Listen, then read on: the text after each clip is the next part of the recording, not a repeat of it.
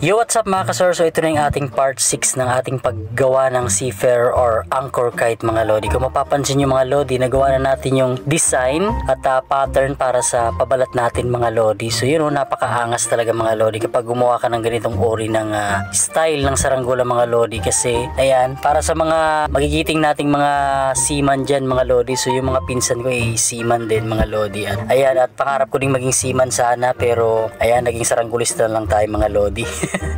At okay lang din maging saranggolista mga lodi basta wala tayong inapakang tao. At ito na nga guys, makikita nyo yung pinaka pattern ng kanyang manibela ng para sa barko mga lodi. So yun talagang detalye. At lalagyan pa natin siya ng mga detalye. So gagamitan natin siya ng marker mga lodi para mas tumingkad pa at makita talaga na talagang manibela talaga siya ng barko mga lodi. So abangan nyo yung part 7 ng paglipad nito mga lodi. At meron akong full video nito mga guys. So panoorin nyo na sa YouTube channel ko mga lodi. At ayan, maraming salamat sa panonood at sa walang sawang pagsuporta sa ating channel mga lodi. So yun At sa mga nagtatanong nga pala guys kung ano yung ginagamit kong pabalat para sa saranggola mga lodi. So Charol Plastic mga lodi. So ilalagay ko yung link sa baba ng comment section mga lodi para maka-order kayo mga guys. So ito na nga pala yung ating finished product na saranggola mga lodi. So napakaangas talaga mga lodi. At ayan, abangan nyo yung paglipad niya mga lodi. At maraming salamat sa support ninyo mga guys para magtuloy-tuloy tayo.